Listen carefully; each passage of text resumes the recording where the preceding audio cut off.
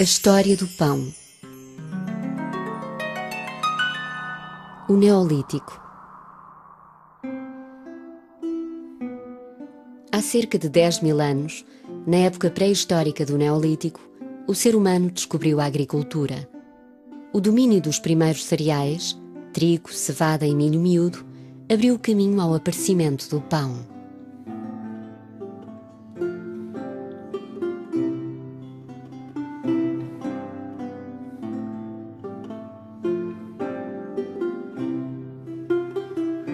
Desse período, temos vestígios de mós de pedra e de vasos em cerâmica onde eram guardadas as sementes. São testemunhos de um passado no qual surgiu a primeira revolução global da humanidade, a Revolução Agrícola.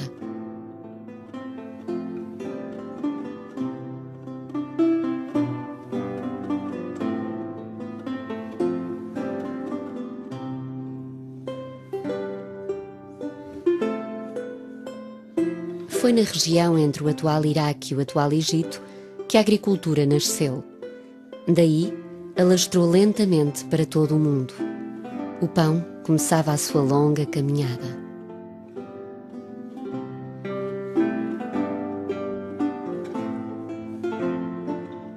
A descoberta da agricultura levou também à sedentarização e ao aparecimento das primeiras cidades. À sombra desses antigos povoados, cresceu o pão e o cultivo de cereais.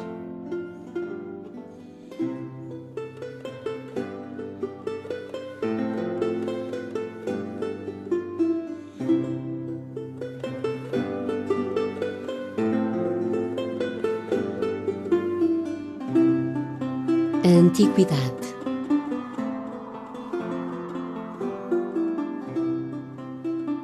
Há mais de 5.000 anos, os egípcios desenvolveram as técnicas de panificação, de que é exemplo o aperfeiçoamento da moagem manual dos grãos.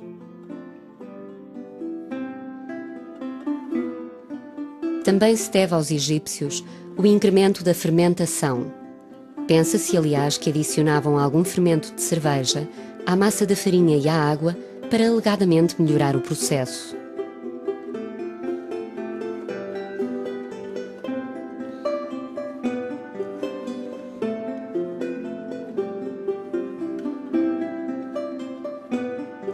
Uma outra criação egípcia foi o forno para cozer o pão.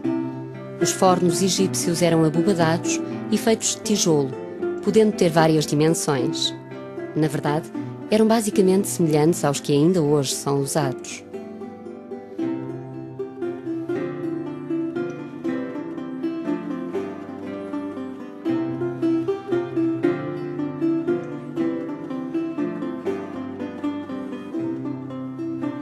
Nas férteis margens do Nilo, desenvolveu-se bastante o cultivo de cereais. Aliás, os gregos chamavam aos egípcios os artófagos, isto é, aqueles que comem pão. Mas apesar de sorrirem do gosto egípcio por este alimento, também os gregos irão apreciar o seu sabor e valor.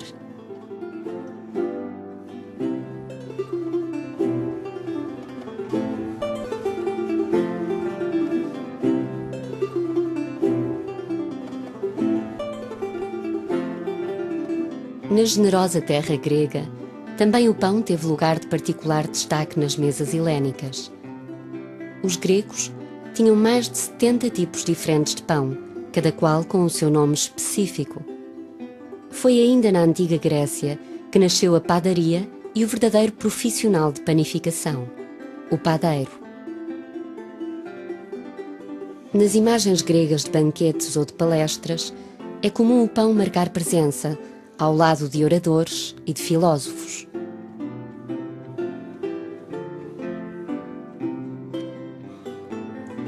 Entretanto, os vestígios de Pompeia mostram-nos padarias semelhantes às de hoje.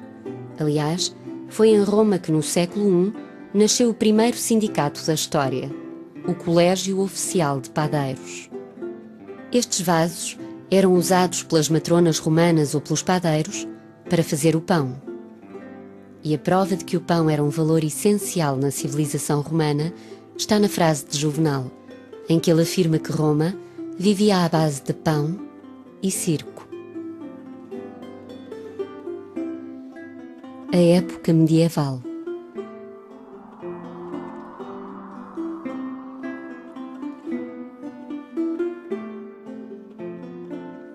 Entre o século V e o século XV, na Idade Média, o pão era a base da alimentação da população europeia, juntamente com o vinho. O pão era geralmente constituído por 2 ou 3 cereais misturados: o trigo, o centeio e o milho miúdo.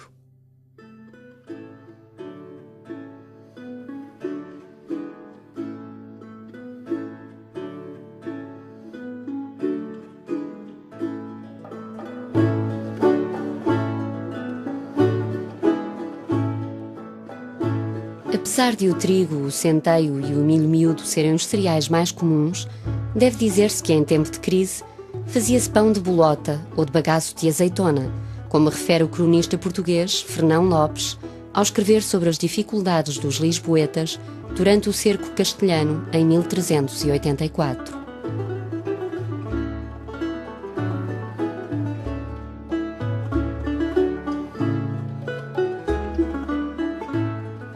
As técnicas agrícolas eram ainda débeis. O espectro da fome pairava sempre. Por isso, as autoridades preocupavam-se em aproveitar todas as parcelas de terra, sendo testemunho desta política a Lei das Sesmarias de Dom Fernando, que há mais de 600 anos tentava incentivar a agricultura portuguesa.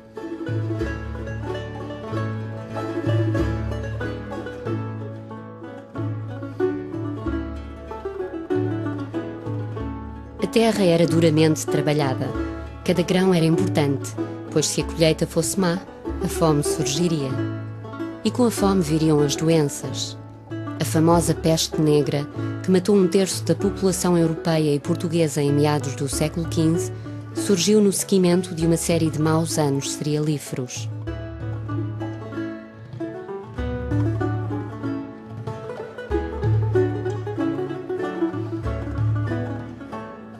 Porém, apesar das dificuldades, houve alguns avanços importantes, de que as azenhas e os moinhos são um bom exemplo.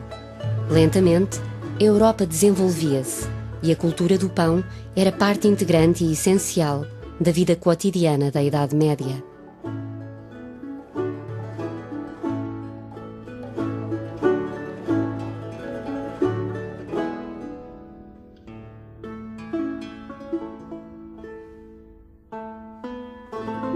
O pão tinha assim conquistado um valor alimentar, social e religioso ímpar.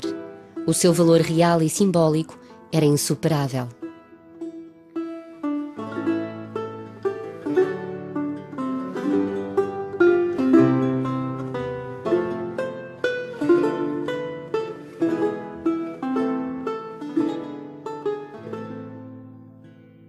A época moderna.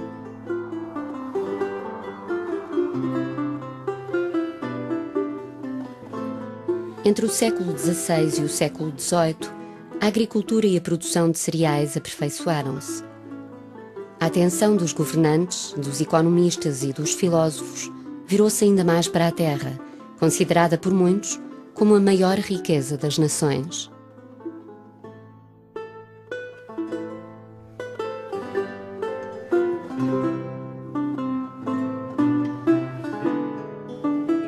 Na sequência desse crescente interesse, multiplicaram-se os estudos sobre as ciências agrárias, sobre o pão e sobre as técnicas ligadas à panificação.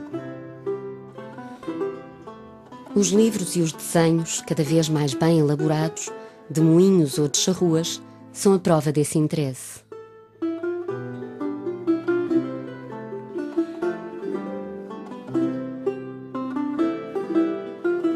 Foi também na época moderna que o milho-maíz chegou à Europa, vindo das Américas.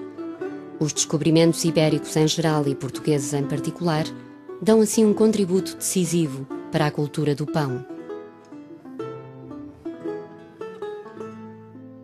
A Europa cobriu-se de padarias e de vendedores ambulantes que levavam o indispensável pão a todos os lares. Na verdade, desde que o pão estivesse assegurado para todos, a paz social seria mais fácil.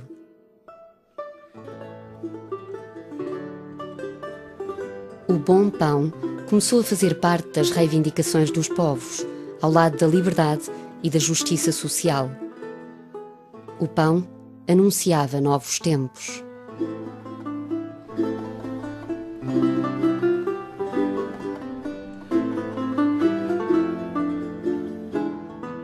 A época contemporânea. Os derradeiros 300 anos da história do mundo foram marcados pela industrialização. Os campos mecanizaram-se, as padarias transformaram-se. No nosso país, ainda que com atraso e lentamente, esse processo também teve o seu lugar.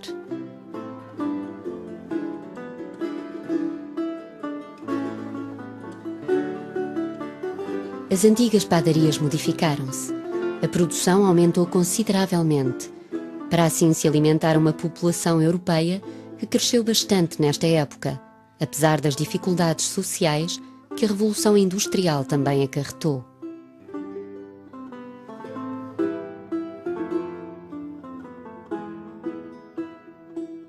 E ainda hoje, o pão continua a fazer parte do nosso dia-a-dia.